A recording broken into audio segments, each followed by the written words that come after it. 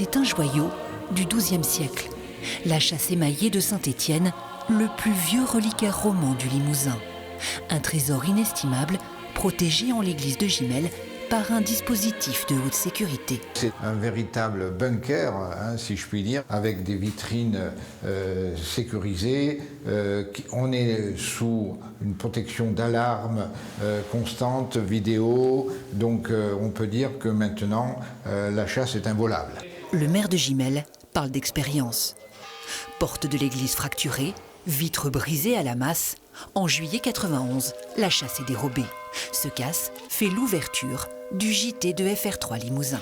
Madame, Messieurs, bonsoir. La petite commune de Gimel en Corrèze est encore aujourd'hui sous le choc. La cause de cet émoi, le vol dans la nuit de lundi à mardi de plusieurs pièces religieuses de valeur, dont la chasse de Saint-Étienne, classée monument historique depuis 1891. Artiste d'art à Gimel, Michel venait d'ouvrir sa boutique le matin du vol quand le curé du village lui apprend la nouvelle.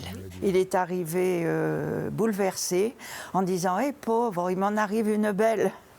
Et je lui dis « Mais qu'est-ce qui vous arrive, monsieur le curé? On a volé le trésor. » Au bord des larmes, l'abbé Latour se confiera devant nos caméras. Les gens de Gimel, ils étaient très attachés à ce trésor? Très attachés. Et vous-même? Et moi, très.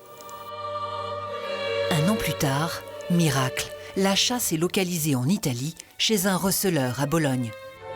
Mais il faudra patienter 18 mois avant sa restitution à Gimel, toujours sous les caméras de FR3.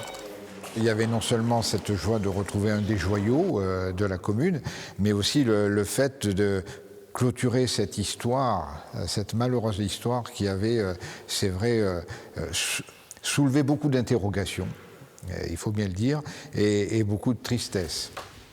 33 ans plus tard, l'affaire n'a toujours pas révélé tous ses mystères. Les cambrioleurs restent introuvables, tout comme les objets dérobés avec la chasse. Ce buste reliquaire de Sainte Apollonie, ou encore cette chasse monstrance, ce ciboire et ces burettes, identifiables grâce à leurs armoiries. Alors régulièrement, le maire jette un œil sur les sites de vente aux enchères, juste au cas où.